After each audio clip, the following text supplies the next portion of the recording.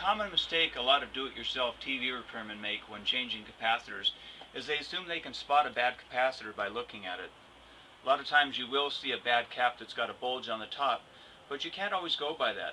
I've had plenty of capacitors that look absolutely flawless, and yet when you test them on the meter they check bad. So if you don't have a good capacitor checker, you're going to miss a lot of potential problems.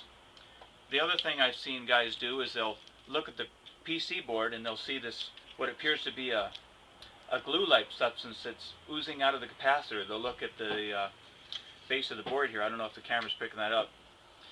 And they assume that comes from the capacitor. That doesn't necessarily come from the capacitor. A lot of times when the manufacturers make these boards, they actually use glue to hold the capacitor in place, and then they solder the leads. And that glue tends to brown over time, and it'll appear as though it's coming from the capacitor. So don't make that mistake. I'm sure a lot of people have unnecessarily replaced capacitors thinking they were bad. Another question I've often been asked is, can you use a different microfarad value? Well, you can, and if you're not a technician, it might not be something you want to guess at. Myself, I can look at a circuit. If I know what circuit the capacitor's in, I can sort of judge whether I can go up a few microfarads.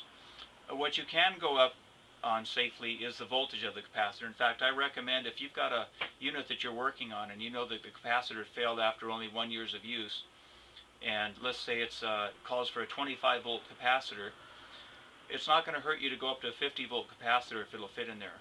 And it'll be a beefier capacitor, it'll last longer. So that's something I'd recommend, and I do it quite often. Another little trick, and this is something I learned from a friend. Hopefully he's right, I've been doing it for years and it's always worked. If you're in a pinch, let's say you need a capacitor that calls for a 200 microfarad capacitor at 25 volts. Maybe all you've got is a couple of 100 microfarad capacitors. You can put them in parallel like this, and it'll actually increase your microfarad value. So that's one thing to consider. On the other hand, you can hook them in series in this manner, and you're going to decrease their microfarad value. I believe it cuts it in half if you were to have two equal value capacitors, like two 100 microfarad capacitors. I think you end up with 50 microfarad in this manner.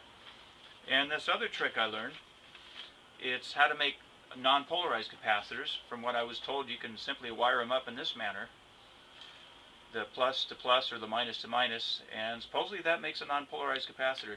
Again, I was taught this from somebody else, although I've been doing it for years and I've never had a problem, so I think it's probably something you can do without having any problems. As far as where you order your capacitors from, that's another major consideration. I used to think I could come out ahead by buying these discount capacitors, and they were just as good as any other capacitor, and I later found out that wasn't true. In fact, a lot of times I get these brand new capacitors back here, I'd put them on my capacitor meter, and I'd find out they had a problem. So if you can find a reputable company like DigiKey, learn to use their website, learn what to look for as far as the operating parameters. You want to make sure that you get a capacitor that can handle the heat. You want to make sure that it's the correct voltage, the correct microfarad value and everything, and the correct size. Sometimes size is of the essence when you're dealing with these a lot of these new circuit boards and these LCD TVs. You can't put a big massive capacitor on here and expect to put the cage back on it. Although I have put them in sideways and put extended wires on them in a pinch, so that's something you can get away with at times. Now another little trick I learned is sometimes you'll be checking a capacitor. You can't always tell where it is. You've got a lot of components bunched together. I'll take a little LED flashlight like this one made by a company called Paclight, and I'll hold it on the back of the circuit board. I guess probably hard to see the light coming through, but you can actually see where the component is, and I find that to be extremely helpful.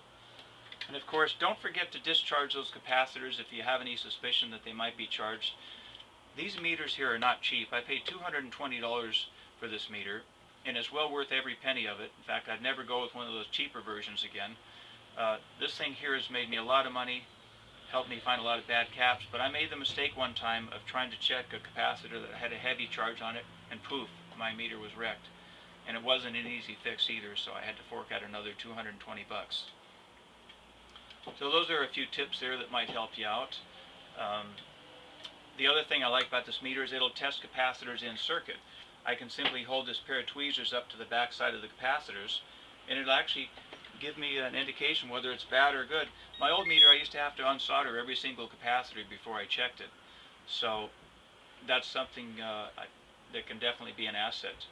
Um, Another little tip, there's a gentleman I've been buying case histories from. Now this book to me is worth its weight in gold. There's a gentleman out of Maryland, his name is Mike Danish, and he's been working with 70 other television repairmen to put together this book. What they do is every time they work on a television set, they'll write down what they did to fix it. And if you've been in this industry for a while, one of the things you learn is that a lot of the problems that occur with these TV sets are repetitious. The manufacturers make mistakes because they're humans, and that actually works in our favor. So we'll find the same problem over and over. In fact, just a couple days ago, I looked up a Sony TV in this book, told me what to do. I didn't even have the schematic on it. It told me to place this regulator, this horizontal output transistor, a resistor, and a couple of capacitors, and I was good to go. $150 for a $43 book. So I'm going to give this guy a plug. He's really saved my neck. Not only that, he allows people to call him on the telephone that are having problems, and that's worth a lot in itself. I remember calling Sony in the past, and to get technical support, they want big bucks for that. I had to pay $2.99 a minute to talk to their one technician.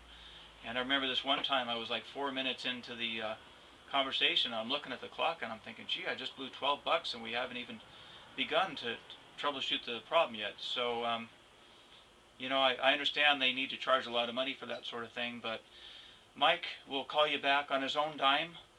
He must have one of those discount lines because that's got to be expensive to do that. But he'll call you back on his own dime many times. I try not to overburden him too much because I realize he's got a lot of people he's helping. But again, I highly recommend these books. Check out my website. I'll tell you where to get them. In fact, he said if you tell him I sent you, he'll save you a couple bucks on shipping. So well worth it. I went to another outfit and bought some service tips thinking that by paying more money I was going to get better tips, and I was surprised. I paid $375 for these ones here, and I don't use these near as much as I've used Mike's tips. So anyway, hopefully some of the information I left you there is helpful. I'm going to try to put some more of these tips out there on the internet. This is a tough business and we definitely need the help of other people, so stay tuned or subscribe, and when I come up with a new video I'll put it out on the net there. Thanks for watching.